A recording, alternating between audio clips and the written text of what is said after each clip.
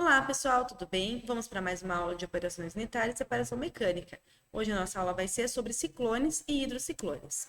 Lembrem-se lá da nossa pirâmide, um elemento combustível aí de vocês, força mente aberta à disposição para aprender e vão anotando tudinho.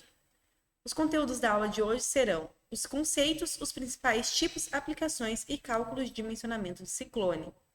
Aqui tem uma tabela para vocês visualizarem quais as faixas de separação de cada equipamento. Temos aqui a separação de câmaras de sedimentação, ciclones de alta eficiência, filtros mangas, lavadores de gás e precipitadores eletrostáticos. Dentro dessa tabela aqui, vemos que os precipitadores eletrostáticos seriam equipamentos que conseguem fazer a maior faixa de separação granulométrica. É claro que quanto mais refinada a separação granulométrica, mais caro e vai ser o equipamento, e também para a operação desse equipamento vai demandar mais energia, custos energéticos. Falando agora sobre os equipamentos da aula de hoje, o ciclone ele é um separador onde a força atuante vai ser a força centrífuga e vai fazer a separação de partículas da fase fluida, e no caso do ciclone, a fase fluida é a fase gasosa. Os ciclones vão separar partículas da faixa granulométrica de 5 até 1000 micrômetros. Então, a força centrífuga de separação ela vai aumentar de 5 até 2.500 vezes a força gravitacional. E a eficiência elevada na faixa de diâmetro de partículas é recomendada. Então, o ciclone ele atua principalmente para acelerar essa separação, comparativamente se essa mesma partícula fosse ser separada somente pela força da gravidade. O hidrociclone, o princípio de funcionamento é o mesmo do ciclone. No entanto, no hidrociclone, o fluido utilizado vai ser líquido, mais comumente a água. Então, das faixas de tamanho do equipamento. Existem equipamentos em miniaturas, com diâmetros de 2 centímetros, onde vão fazer a separação de partículas menores que 10 micrômetros. Esses são considerados os microciclones. E os industriais têm diâmetros grandes, de até muitos metros, que são utilizados em plantas industriais. Quanto menor for o diâmetro do ciclone, menor também será a partícula coletada por esse equipamento. Isso por quê? Considerando uma mesma vazão de fluido que entra no ciclone, considerando o ciclone grande e o ciclone de diâmetro menor, a velocidade dentro desse ciclone, se o diâmetro dele for menor, vai ser maior. Ou seja, essa velocidade com que as partículas são empurradas para a parede do equipamento para que elas caiam no fundo do equipamento vai ser maior, então vai ter maior eficiência para a separação de partículas de menores diâmetros. Só tem que cuidar ali com a estrutura do equipamento quando essa velocidade for muito grande, porque corre o risco até mesmo de partes do equipamento se romper. Então, aqui tem duas fotos desses equipamentos, onde vocês conseguem observar o formato do equipamento. Temos aqui essa primeira parte do equipamento que tem essa voluta. Depois vamos ter uma parte aqui cilíndrica no equipamento e uma parte cônica, e o material particulado vai ficar depositado aqui no fundo do equipamento, e o gás, né, o líquido, vai sair na parte superior do equipamento, livre de partículas ou com partículas muito finas. Então, o uso de ciclone, ele é favorável em aplicações onde o pó coletado possui um alto valor agregado e deseja-se, então, coletar esse pó. Ou então, até mesmo para fazer essa separação do pó de certa operação industrial, onde não é desejado que esse pó seja lançado para a atmosfera. Um exemplo de recuperação de pó com alto valor agregado seria nas indústrias alimentícias, onde o produto desejado é um pó E as contaminações, por exemplo, com pequenas fibras de um filtro de tecido, não podem ser toleradas. Então, no ciclone, não vai existir esse tipo de resíduo de fibras de tecido, como seria, por exemplo, no caso de filtros mangas. Das características básicas do ciclone. Então, aqui tem algumas dimensões do ciclone, que são características também de dimensionamento desse ciclone, onde vai ter aqui o H é a altura da parte cilíndrica, o Z é a altura da parte cônica, o D é o diâmetro da parte cilíndrica, o S é o comprimento dessa parte, chamado de vórtex, o B é o diâmetro do orifício do underflow, da saída de baixo do equipamento, o DE é o diâmetro do tubo do overflow, da saída aqui do gás ou do líquido livre de particulados. A é a altura do duto de alimentação. E H é a altura, H maiúsculo, né? Antes aqui nós tínhamos um H minúsculo. O H maiúsculo é a altura total do equipamento, vindo desde aqui essa parte do A até essa parte final aqui do B. Então, como que vai se dar essa operação no ciclone? Vai entrar a mistura, fluido e partícula, vai entrar de forma tangencial, devido a essa característica dessa voluta aqui de entrada do equipamento, e vai ganhar um movimento centrífugo, justamente por esse design do equipamento, onde vai ter uma aceleração radial. Então, as partículas, elas vão se direcionar em direção à parede, devido a essa força centrífuga atuante no equipamento, e as partículas vão escoar pela base para a base do equipamento, aqui pela parede, né? E o gás límpido, ele vai sair pelo centro do ciclone, né? Ou, no caso do ciclone, seria o líquido. Aqui tem um vídeo de uma animação de um funcionamento de um ciclone que é bem interessante vocês darem uma olhada. Então, as velocidades tangenciais elevadas, devido à força centrífuga, é significativamente maior do que a força gravitacional. Então, com isso, vai ocorrer uma separação mais rápida e mais eficiente do que se essa partícula que vai ser separada por essa ação centrífuga fosse separada somente pela ação da gravidade. Esses equipamentos possuem alta eficiência, maior do que 90% na recuperação desses particulados. São equipamentos considerados compactos, de confecção simples e barata, e são fáceis de operação e possuem pouca manutenção. Agora, algumas restrições do equipamento. Essa seção A, ela deve ser menor do que essa seção S. Isso por quê? Para evitar a passagem direta de partículas para a saída do equipamento. Então, aqui vai forçar com que essa suspensão entre no equipamento e vai primeiro percorrer essa direção para depois para poder vir aqui para a parte cônica do equipamento e fazer essa separação. O esse S, ele deve ser menor do que essa dimensão H, para evitar que o vórtice penetre na parte cônica e as partículas depositadas não retornem pelo espiral. Então, é para evitar que as partículas que vão vir aqui para a parte de baixo não retornem juntamente aqui com o gás nesse espiral formado. Então, das configurações do ciclone. Vai caracterizar, então, uma relação específica entre as dimensões do ciclone e são expressas principalmente em função do diâmetro da parte cilíndrica do ciclone. Existem dois tipos principais de ciclone, que seriam o Lapham e o Stern-Riemann. Esses dois ciclones, eles vão ter dimensões diferentes, todas relacionadas, então, com essa parte, com o diâmetro da parte cilíndrica. Então, as demais dimensões vão ser dadas de acordo com essa dimensão aqui e depende do tipo do ciclone. Falando agora do hidrociclone também, as dimensões vão ser relacionadas com essa parte cilíndrica aqui. Existem dois tipos principais de hidrociclone, que seria o Rietemann e o Bradley. Então, as dimensões desses dois ciclones vão ser dadas de acordo com o diâmetro da parte cilíndrica.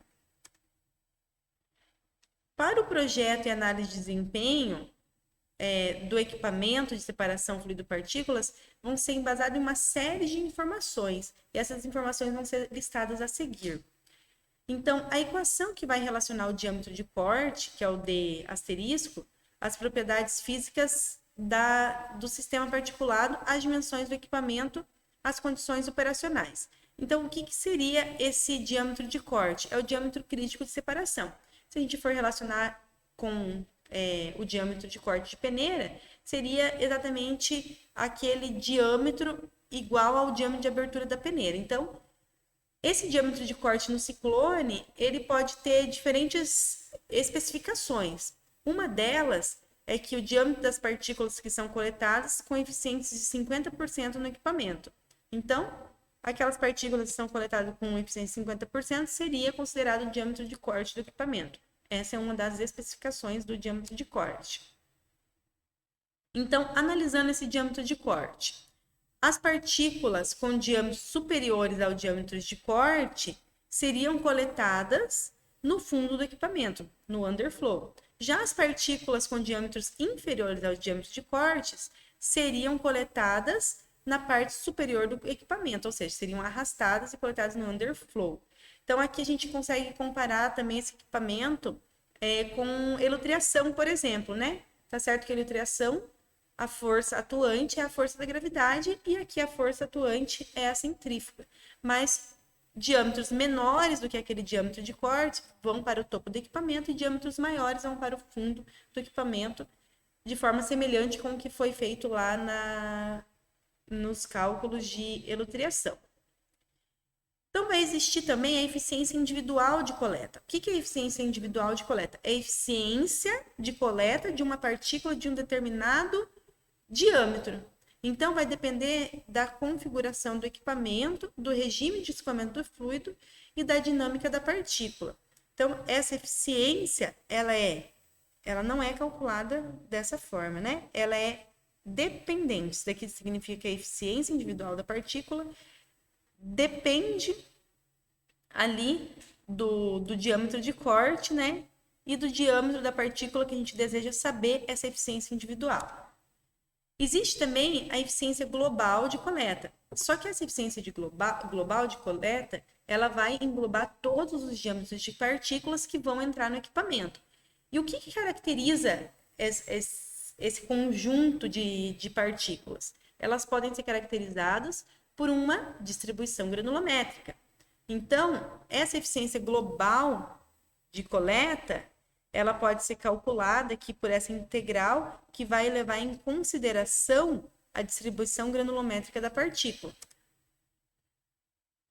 Também outro fator importante é o cálculo da potência, que vai estabelecer a relação entre a queda de pressão no equipamento e a vazão do fluido. Então, retornando lá ao D asterisco, existem algumas equações, algumas formas de se calcular o D asterisco, que seria esse diâmetro de corte, né? Então, uma das formas de se calcular o diâmetro de corte seria essa relação aqui, onde vai levar em consideração o diâmetro da partícula. Esse parâmetro K, ele vai depender do tipo de equipamento, do ciclone e do hidrociclone, existe tabela para isso. O μ é a viscosidade dinâmica do fluido que alimenta o equipamento. O Q é a vazão volumétrica do fluido que entra no equipamento. ρP, densidade da partícula, ρ, densidade do fluido. αRL é um fator de correção da fração das partículas coletadas no underflow, sem a ação do campo centrífugo. E também tem esse beta-CV, que vai ser especificado mais para frente. Então, aqui não é uma multiplicação de alfa por RL e nem de beta por CV. É alfa que depende do RL e beta que depende dessa concentração volumétrica CV. Nos casos de ciclones que trabalham com soluções muito diluídas, esse parâmetro aqui pode ser considerado igual a 1, então o diâmetro de corte pode ser calculado somente por essa parte da equação, já que isso daqui vai ser igual a 1. Isso para ciclones que trabalham com soluções muito diluídas. Normalmente, o equipamento ciclone, ele já trabalha mesmo, é uma característica de se trabalhar com soluções muito diluídas, e já o hidrociclone não, trabalha então com soluções mais concentradas. Soluções ou, na verdade, suspensões, né? Então, para soluções muito diluídas, também pode-se considerar essa outra equação aqui, onde a gente vai ter que o diâmetro de corte é o D asterisco, o B é a largura do duto de entrada do ciclone, lá no esqueminha que foi mostrado tem lá o que é o B, o N é o número de voltas feitas pelo gás no interior do ciclone, normalmente o gás dá 5 voltas, U é a velocidade de entrada do gás no ciclone, baseada na área de B vezes A. Rho é a densidade do gás, Rho P é a densidade da partícula e μ é a viscosidade dinâmica do fluido. Então, o que seria esse fator de correção ΔRL? Ele vai considerar o fato de uma fração das partículas serem coletadas no underflow sem ação do campo centrífugo. Então, ele vai levar em consideração que determinadas partículas podem ser coletadas, mas não por causa dessa ação do campo centrífugo. E existe essa relação aqui para esse ΔRL. Então, como eu havia falado anteriormente, isso daqui é alfa, que depende de RL, e pode ser calculada por essa equação aqui. E o que é esse fator RL? É relacionado, então, com o quociente entre as vazões do fluido na saída e na alimentação. Então, ele vai relacionar aqui esse B e esse D aqui, lá das dimensões do ciclone, e esses parâmetros aqui, esses dois parâmetros aqui, eles são tabelados. Então, esse fator beta-CV, ele vai considerar a concentração volumétrica de partículas na alimentação. Ele leva em consideração essa concentração volumétrica de partículas. Então, para partículas arredondadas, a gente tem essa relação aqui para beta-CV. E a concentração volumétrica de partículas é um parâmetro adimensional que pode ser calculado levando em consideração a vazão volumétrica de partículas na alimentação do equipamento e a vazão volumétrica do fluido. Então, os parâmetros do ciclone, né, eles operam com suspensões mais diluídas do que os hidrociclones. Então, é o que eu tinha falado anteriormente. Normalmente, ciclones já se considera que a solução é muito diluída, né? Salvo alguns casos que a gente sabe que não é. Então, a descarga de partículas, ela é realizada de maneira intermitente, normalmente num barril acoplado no fundo do equipamento. E considera-se, nesse caso, então, que CV e RL não influenciam de modo significativo no valor do diâmetro de corte. Então, quando a suspensão é muito diluída, vai se considerar que alfa é igual a beta, que é igual a 1. Os parâmetros lá que dependem, então, das características ali dos ciclones, né, dos ciclones e hidrociclones, podem ser observados nessa tabela aqui. Então, deve-se levar em consideração que esses parâmetros eles são válidos para esses valores aqui de velocidade ou Reynolds aqui, né? Essa velocidade é a velocidade média do fluido na seção de entrada. Esse U é referente à velocidade na seção de entrada, porque a gente sabe que vai ter essa velocidade na seção de entrada, mas também vai ter a velocidade na seção cilíndrica do equipamento, que seria esse UC. Então, esses parâmetros dependem aqui do tipo do ciclone e também tem que levar em consideração essa faixa aqui de velocidade. A eficiência individual de coleta. Então, vão ter equações para os ciclones e para o hidrociclone. Então, para o ciclone, a eficiência individual de coleta, ela pode ser calculada dessa forma. E para o hidrociclone, pode ser calculada dessa outra forma. Já a eficiência global de coleta, deve-se conhecer a distribuição granulométrica da distribuição da partícula. Então, o valor da eficiência de coleta no campo centrífugo vai ser obtido da seguinte forma. Sabe-se que essa eficiência ela vai ser dependente da distribuição granulométrica. Então, a eficiência global de ciclones e hidrociclones, realizando essa integral aqui, ela pode ser obtida dessa forma, apresentada aqui nessa equação 124. Lembrando que, para ciclones com concentração muito diluída, o RL pode ser considerado zero, logo essa eficiência global de coleta vai ser igual ao I. Então, integrando essa equação 123, né, e considerando que a distribuição granulométrica é representada pelo modelo RB, se a distribuição granulométrica for representada por outro modelo, lá na integração da equação 123, deve ser levado em consideração a equação de distribuição granulométrica do modelo que está sendo considerado para o caso. Mas, considerando o modelo RB, pode-se chegar aqui nessa integração, nessa equação 125. Então, o que é esses parâmetros aqui, D' e N? São lá os parâmetros do modelo RB, né? Onde sabe-se que esse D' é o diâmetro da partícula que vai corresponder ao x de 0,632, né? Então, dessa forma, substituindo essa integração, voltando lá na equação, vai chegar ali que as eficiências de coleta, né? Claro que se tiver o fator RL, a gente tem que voltar aqui nessa equação, substituir o I, substituir RL. Mas se não tiver essa presença do RL, então a eficiência já vai ser dada diretamente pelo I. Podem ser calculadas para os ciclones e para os hidrociclones de acordo com essas duas equações aqui.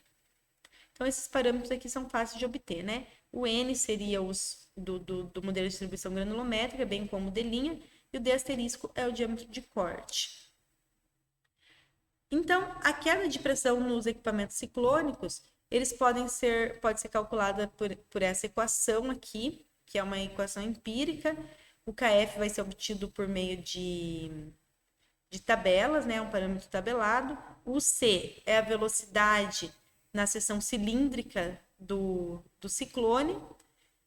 Nessa equação aqui, as unidades devem ser utilizadas de pressão em Pascal, de densidade de quilograma por metro cúbico e de velocidade de metro por segundo. Essas unidades têm que ser utilizadas no cálculo de ΔP aqui. Então, o C leva em consideração o diâmetro da parte cilíndrica.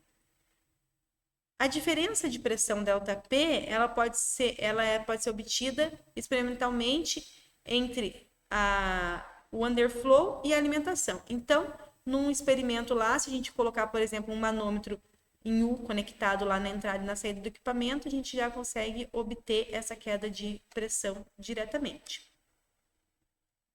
Então, aqui, como eu já falei, né, esse KF depende da configuração do equipamento e é um fator tabelado. A potência do soprador. Então, como que vai ser calculada a potência do soprador? Ela vai ser calculada levando em consideração a vazão que esse soprador ou bomba, né, dependendo se é gás ou líquido, e a queda de pressão ali também deve ser levado em consideração, e o rendimento global do soprador. Esse daqui não é a eficiência lá do ciclone, esse daqui é o rendimento global do soprador, tá bom? Então, quanto que esse soprador tem de rendimento? Então, se for levar a influência da concentração das partículas na queda de pressão, a presença das partículas vai reduzir essa diferença de pressão e esse ΔP, levando em consideração a concentração de partículas, ele pode ser calculado relacionando, então, o ΔP sem a influência de partícula e relacionando aqui a concentração mássica adimensional das partículas. Essa concentração mássica, ela pode ser obtida da seguinte forma, fazendo a razão aqui entre a vazão mássica de partícula na alimentação e a vazão mássica de fluido, a soma da vazão mássica de partícula com a vazão mássica de fluido. Então, lembrando que para soluções muito diluídas, não é necessário realizar essa etapa. O ΔP vai ser obtido lá diretamente pela equação 128. Aqui tem esses parâmetros P e Q, que vão ser utilizados aqui nessa equação, né? Caso haja a influência da concentração de partículas. E os ciclones, eles podem ser arranjados em séries ou em paralelo, dependendo da finalidade ali do processo. Então, se você deseja, se é desejado fazer uma separação mais refinada dos estágios, então o que vai acontecer? Podem ser colocados ciclones em séries, né? Então, se colocar o ciclone em série, vai ser feito um refinamento das partículas aqui que não foram retiradas nesse primeiro ciclone aqui. Então, aqui, a vazão vai ser a mesma para todos os ciclones. Já se a vazão de entrada é muito elevada, pode-se arranjar, então, os ciclones em paralelo. Por quê? Porque se os ciclones estão em paralelos, essa vazão vai ser dividida para os números de ciclones que estão aqui em paralelo. Então, em sistema em série, a queda de pressão ela vai ser a soma da queda de pressão de cada equipamento, de cada ciclone. Vai ser calculada a queda de pressão para cada ciclone e vai ser feita a soma. A potência do soprador vai ser feita pela multiplicação da vazão pela o ΔP em série, né, que seria a soma dessas quedas de pressão de cada ciclone, dividido pelo rendimento do soprador. Então, a potência vai ser obtida em watt, e desde que a vazão esteja em metro cúbico por segundo e o ΔP esteja em pascal. Então, aqui novamente, esse N é não é um N, né? É um nu. É o rendimento do soprador.